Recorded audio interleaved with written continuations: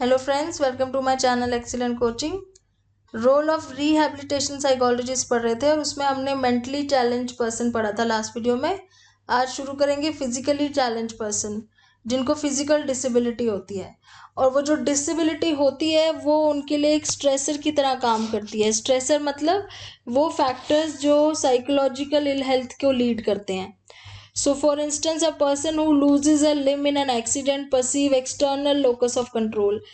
जिसका एक्सीडेंट में हाथ या पैर टूट जाता है उसे लगता है कि वो एक्सटर्नल जो लोकस ऑफ कंट्रोल, मतलब कि इसका मतलब होता है जब एक पर्सन को ऐसा लगता है कि अब उसके हाथ में नहीं है चीज़ें, अब जो भी होगा वो डिपेंड करता है उसकी डेस्टिनी पे। तो जो उसकी लाइफ का कंट्रोल है वो एक्सटर्नल है, इंटरनल नहीं है, मतलब वो कुछ नहीं कर सकता, अब हेल्पलेस फील करता है।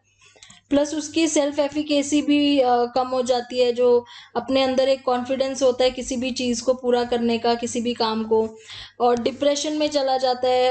एंग्जाइटी होती है, लर्नड हेल्पलेसनेस आ जाती है, और अपना जो सेल्फ कॉन्सेप्ट है उसका वो बहुत लो हो जाता है। तो एक फिजिकल डिसेबिलिटी की वजह से इतने सारे जो हैं साइकोलॉजिकल प्रॉब्लम्स होने शुरू हो जाते हैं। और जो डिप्रेस पर्सन होता है, he starts feeling learned helplessness. ये तो लर्नड हेल्पलेसनेस क्या है? जब उसको लगता है कि वो एक पर्टिकुलर सिचुएशन से कभी बाहर नहीं आ पाएगा। डिनायल और अवॉइडेंस आर डिफेंसिव स्टाइल्स। फिर वो डिफेंस मैकेनिज्म भी दिखाने लगता है, जैसे डिनायल और अवॉइडेंस। डिनायल मतलब कि कोई चीज़ को एग्री ना करना कि उसके साथ कुछ ऐसा हुआ है, या अवॉइड करना ऐसी चीज़ों को। So psychologist uses various stress management technique to reduce the effect of stressors. अब यहाँ पे वो कौन कौन सी थेरेपी यूज कर सकता है साइकोलॉजिस्ट? वो रॉजर्स की थेरेपी यूज कर सकता है, कॉग्निटिव बिहेवियर वाली, सेल्फ कॉन्सेप्ट को इंक्रीज करने के लिए कॉग्निटिव अप्रोच का यूज कर सकता है, और बायो फीडबैक का यूज कर सकता है। मतलब उसको सेलेक्ट करना पड़ता है कि कौन सी थेरेपी यूज की जाए जिससे उसका सेल्फ कॉन्सेप्ट वापस पॉजिटिव हो जाए। Not just therapy, psychologists help the client in many other ways. For instance, she suggests adaptive technologies for the client. किस तरीके से अपने एनवायरनमेंट को अडेप्ट कर पाए। अच्छा, इसमें अर्गोनॉमिक्स के बारे में बात की हुई है। अर्गोनॉमिक्स एक पर्टिकुलर फील्ड है जिसमें ये पढ़ा जाता है कि जो आपके आसपास का एनवायरनमेंट है और जो आपके आसपास चीज़ें रखी हुई है वो किस तरीके से बनाई जाएं कि वो आपके काम में हेल्प करें। तो अर्गोनॉमिक्स का यूज़ करा जाता है for places the client frequently visit. जैसे एग्जांपल दिया हुआ, facilities in the toilet so that clients feel comfortable. तो इस तरह के टॉयलेट्स बनाए जाएं जिससे जो डिसेबल है वो भी यूज़ कर पाए, या इस तरह की सीटें हो बैठने के लिए उसके, या इस टाइप की एनवायरनमेंट हो जहाँ पे उसको अजीब ना लगे। तो अर्गोनॉमिक्स मतलब इन्हीं चीज़ों के ऊपर स्टडी करता है कि कैसे कंफर्टेबली एनवायरनमेंट लोगों के अकॉर्डिंग करा जाए। तो इन चीज़ों का यूज़ किया जाता है थेरेपी के अलावा। फिर आते हैं socially challenge person. Socially challenge individuals are those who have become marginalized in society because of their inability to follow social norms. तो जो लोग सोसाइटी के सोशल रूल्स नहीं मानते हैं वो सोशली चैलेंज की कैटेगरी में आते हैं, जिसमें जुवेनाइल डेलिंक्वेंट्स आ जाते हैं। वो बच्चे जो एंटी सोशल और क्रिमिनल एक्टिविटीज़ में इन्वॉल्व होते हैं, क्रिमिनल्स आ जाते हैं, ड्रग एडिक्ट्स आ जाते हैं, अल्कोहलिक्स आ जाते हैं। ये सारे सोशली चैलेंज लोग हैं जो सोसाइटी के नॉर्मल जो रूल्स हैं उसको फॉलो नहीं करते हैं। So not just deviant behaviour, developmental challenges in the lifespan also may lead to social challenges. For example, old age problems and certain problems that make people। तो इसमें एक तो ये वाले बिहेवियर हो गए जिसमें वो सोशल नॉर्म्स को फॉलो नहीं करते हैं। दूसरा कह रहे हैं कि कुछ ऐसे डेवलपमेंटल चैलेंजेस होते हैं जो, जैसे ओल्ड एज के लोग होते हैं, जो एल्डरली लोग होते हैं, वो automatically they face certain problems जिनकी वजह से उनको सोशली चैलेंज की कैटेगरी में डाल दिया जाता है, क्योंकि उनके लिए भी एक सोसाइटी के रूल्स फॉलो करना चैलेंजिंग हो जाता है because of their age. Now The role of psychologist in rehabilitation of socially challenged person begins with early detection of problem. Epidemiology is the study of distribution of disorders in a given population. Psychologists make epidemiological studies to assess the distribution of social problem. अब यहाँ पे psychologist पहले तो ये देखता है कि इस पर्टिकुलर जगह पे किस तरह की प्रॉब्लम सबसे ज़्यादा रेलेवेंट है और किस तरह की प्रॉब्लम्स हैं लोगों को, यहाँ पे सोशल प्रॉब्लम्स हैं। And to find groups where incidence of social challenges is high, और उस तरह के ग्रुप्स ढूंढना जहाँ पे सोशल चैलेंजेस ज़्यादा हैं. The intervention of technique differs widely from different cases of social challenges. However, it is generally agreed that social deviants are deviant because of lack of proper small group. तो यहाँ पे पहले psychologist क्या करेगा, पहले वो डिटेक्ट करेगा कि प्रॉब्लम क्या क्या है सोशली चैलेंज लोगों की. फिर वो एपिडेमियोलॉजिकल स्टडीज़ करेगा जिसमें वो ये देखेगा कि किस तरह की प्रॉब्लम सबसे ज़्यादा उसके आसपास के जो ग्रुप है उनमें है. फिर किस तरह के चैलेंजेस वो फेस करते हैं, कौन सी इंटरवेंशन टेक्निक उनके लिए काम करेगी. तो ये सारी चीज़ें साइकोलॉजिस्ट करेगा. और क्या फैक्टर्स हैं जिसकी वजह से वो ऐसे करते हैं. तो एक फैक्टर इन्होंने बोला है कि एक तो उनके पास कोई ग्रुप नहीं होता है, प्रॉपर उनका कोई ग्रुप नहीं होता है जिस वजह से वो फिट नहीं होते किसी ग्रुप में. Other causal factors are also but best intervention provide by small groups.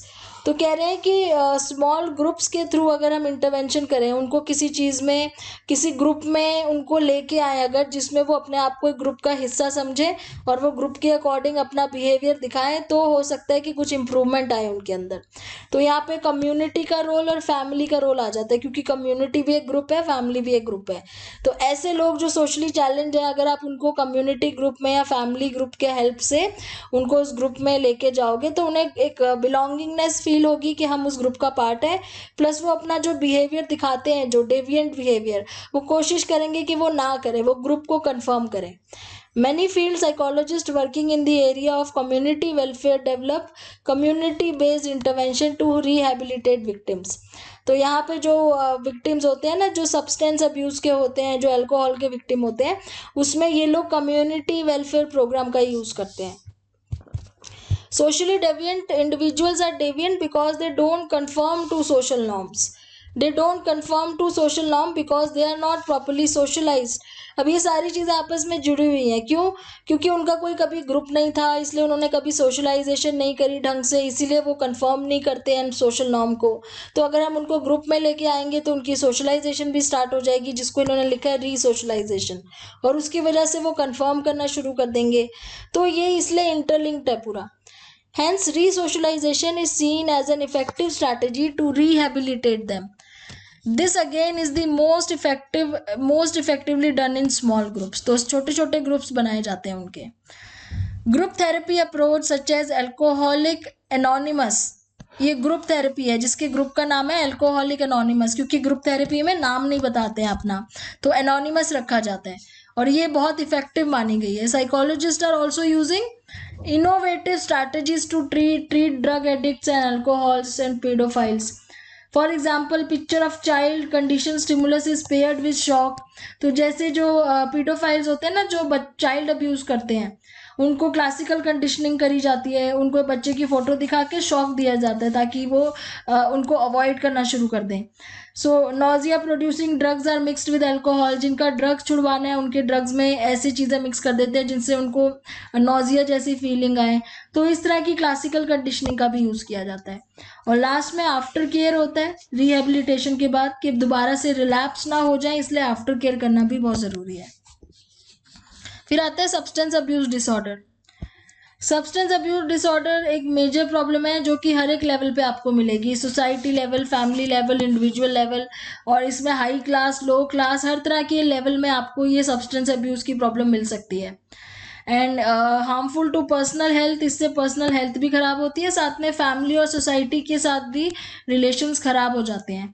और ये लोग ही होते हैं जो आगे जाके क्राइम वगैरह में इन्वॉल्व होते हैं, बिकॉज इनको उनके पास पैसे नहीं होते हैं ड्रग्स खरीदने के, तो वो उसको खरीदने के चक्कर में पैसे कहीं से भी लेके आने के लिए क्राइम्स वगैरह भी करते हैं. So drug abuse is also related to incidents of HIV and AIDS. कैसे होता है? क्योंकि वो जो सिरिंज यूज़ करते हैं वो रिपीटेडली सेम सिरिंज सारे यूज़ कर रहे होते हैं, तो उस केस में इनको HIV एड्स होने के भी चांसेस हो जाते हैं. प्रिवेंशन क्या है?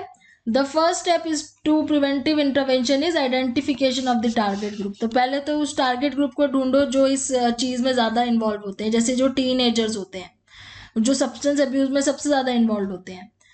फिर awareness programs must be directed towards teen, उनको अवेयर कराओ इन चीज़ों के बारे में, जैसे स्कूल्स वगैरह में आजकल ये पढ़ाया जाता है सब्सटेंस अब्यूज़ के बारे में, ताकि वो वहीं से अवेयर होना शुरू हो जाए कि इन चीज़ों का क्या नुकसान है. It is found that just appealing to teens is not enough. Teens who get involved in high risk behavior usually selectively don't attend to such messages. लेकिन अगर स्कूलों में ही बताने से सिर्फ प्रॉब्लम ठीक हो जाती तो फिर तो कोई प्रॉब्लम आती नहीं आगे. तो यही कह रहे हैं ये कि सिर्फ उनको मैसेज देने से या समझाने से उनको कोई फर्क नहीं पड़ता है. There is a need to educate parents also. खाली टीनेजर्स को समझाने से नहीं होगा जब तक पेरेंट्स को नहीं समझाओगे. क्यों? क्योंकि पेरेंट्स फिर अर्ली डिटेक्ट कर लेंगे ना उसके सिम्टम्स. पेरेंट्स को जल्दी पता लग जाएगा अगर कुछ इस तरह के सिम्टम्स बच्चा दिखा रहा है तो वो जल्दी डिटेक्ट कर लेंगे और शुरुआत में ही वो जाके बच्चे के लिए हेल्प ले सकते हैं. तो पेरेंट को एजुकेट करना बहुत इंपॉर्टेंट है. प्लस पीयर ग्रुप का भी बहुत इंपॉर्टेंट रोल होता है. अगर पीयर ग्रुप में लोग ये सब काम कर रहे होते हैं तो ऑब्वियसली जो नहीं कर रहा है वो भी इन्फ्लुएंस हो जाता है ये सब करने के लिए, क्योंकि वही ग्रुप कन्फर्मिटी वाली बात आ जाती है. Assertiveness training among other forms of training. Assertiveness training क्या होती है? सपोज आपके ग्रुप में आपके जो फ्रेंड्स हैं वो सारे सब्सटेंस अब्यूज करते हैं, अगर अकेले आप हो जो नहीं करते हो, लेकिन आपके ऊपर प्रेशर है उन सब का. अगर आपको असर्टिवनेस ट्रेनिंग दी होगी तो आप अपनी बात पे अड़े रहोगे कि मैं ये सब चीज़ें नहीं करूँगा. तो इस तरह की ट्रेनिंग दी जाती है कि आप अपनी बात को क्लियरली किसी के सामने रख सको. रिहेबिलिटेशन, इसमें 3 स्टेप होते हैं. असेसमेंट ऑफ डिपेंडेंसी, उसके बाद इंटरवेंशन एंड काउंसलिंग, उसके बाद after care and relapse prevention. Assessment of dependency मतलब किस चीज़ के ऊपर डिपेंडेंसी है, और फिजिकली है या साइकोलॉजिकल डिपेंडेंसी है. फिजिकली मतलब बॉडी में प्रॉब्लम्स हो जाती हैं या फिर साइकोलॉजिकली क्रेविंग होती है. With regular use of drugs, tolerance level of the body towards particular drugs increases. Owing to this, the same amount of drug that previously gave the kick doesn't show desired effect.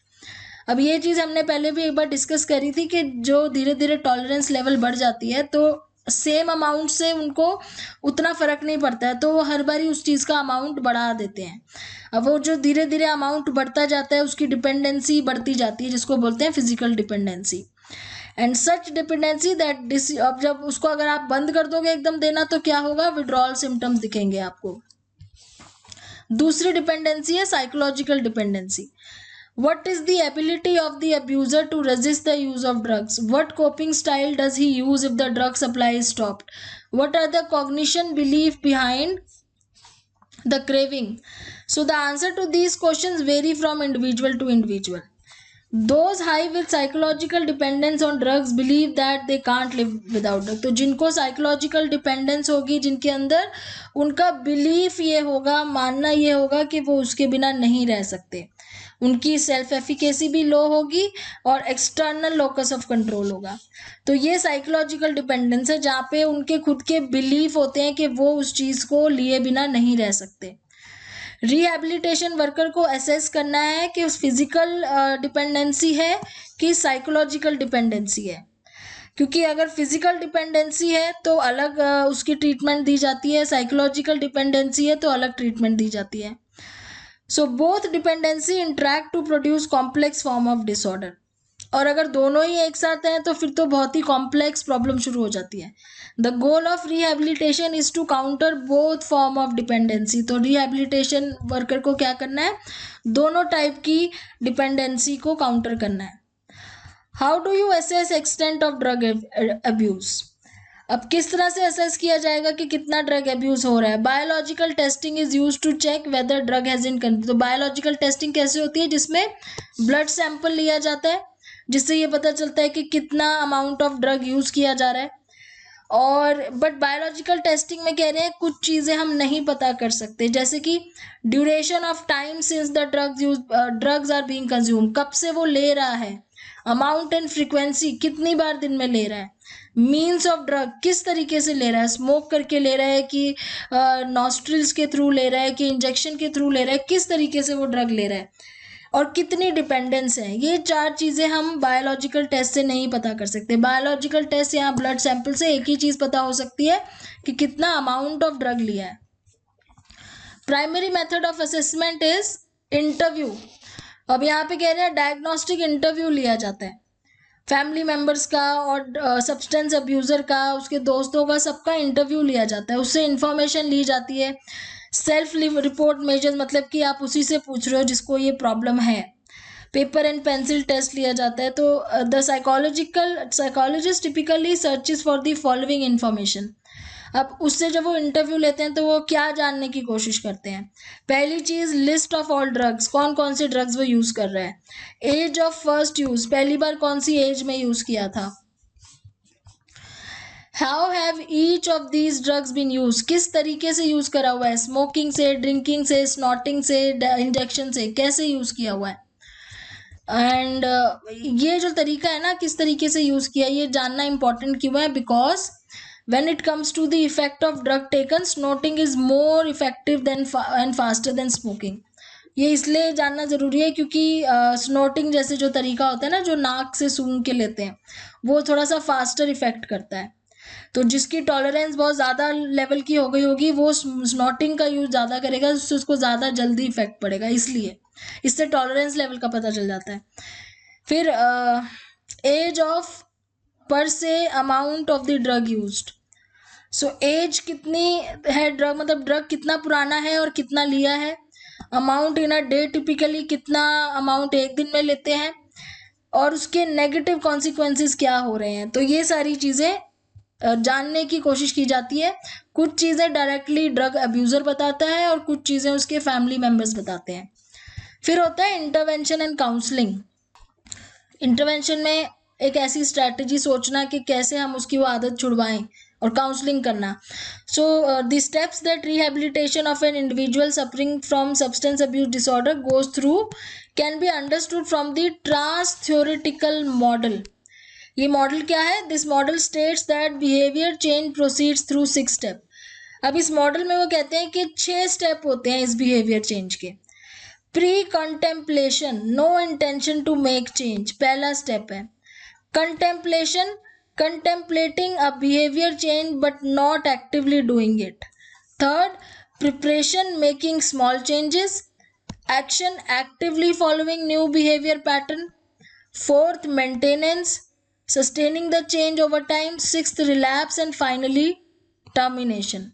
This model states that these steps don't follow a linear path, rather they follow a rehabilitation.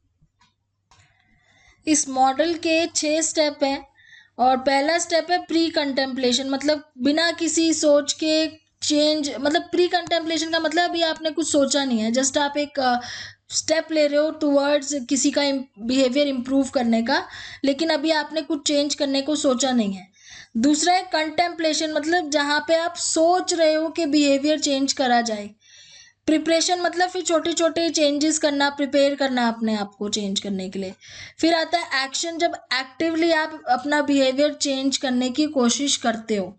फिर आता है maintenance, कि एक बार behaviour change हो गया, मतलब कि आपकी आदत जो छूट गई है उसको कैसे मेंटेन करना है। और लास्ट में आता है रिलैप्स एंड फाइनली टर्मिनेशन, कि कैसे वो ख़त्म करना है बिल्कुल ही। अब ये जो मॉडल है ट्रांस थ्योरेटिकल मॉडल, जिसके 6 स्टेप हैं, ये किस तरह का पाथ फॉलो करते हैं, ये पाथ यहाँ पे आपको दिखाया हुआ है। तो ये कोई लीनियर पाथ नहीं है। लीनियर मतलब ऐसे सीधा सीधा नहीं चलेगा कि पहले एक स्टेप फिर दूसरा फिर तीसरा, ऐसे नहीं चलेगा। ये इस तरीके से लेता है स्पाइरल पाथ। तो प्री कंटेम्पलेशन मतलब अभी आप ऐसा कुछ नहीं सोच रहे हो कि कुछ चेंज करना है बिहेवियर या नहीं करना है। फिर प्रिपरेशन होती है, धीरे धीरे आपके माइंड में आता है कि हमें बिहेवियर चेंज करना चाहिए, तो आप प्रिपरेशन करते हो उसको चेंज करने की, फिर आप एक्शन लेते हो उसको चेंज करने का। धीरे धीरे फिर रिलैप्स होना शुरू होता है। ये किसकी बात कर रहे हैं? ये उस पर्सन की बात कर रहे हैं जिसका बिहेवियर आप चेंज कर रहे हो। पहले उसके माइंड में कोई ऐसी चीज़ नहीं होती कि मुझे अपना बिहेवियर चेंज करना है, वो खुश होता है अपने बिहेवियर से। वो अगर ड्रग अब्यूज़ कर रहा है तो उसको कोई फ़र्क नहीं पड़ता। धीरे धीरे आप उसकी काउंसलिंग करते हो तो उसको उसके माइंड में एक चीज़ आती कि चलो मैं कोशिश करता हूँ, जैसे स्मोकिंग वाले होते हैं। फिर वो अपने आप को प्रिपेयर करते हैं, स्मॉल स्मॉल चेंजेस करके कोशिश करते हैं कि किसी तरीके से बिहेवियर चेंज करने की कोशिश करी जाए। फिर वो एक्शन लेते हैं, मतलब कि वो चीज़ें करते हैं जो उन्हें कहा जाता है, लेकिन क्या होता है ज़्यादा देर तक वो कंट्रोल नहीं कर पाते हैं, मेंटेन नहीं कर पाते हैं, वापस रिलैप्स हो जाते हैं। उसके बाद फिर से उनका वो स्टेज आता है कि नहीं मेरे से नहीं होगा, मैं नहीं कर पाऊंगा।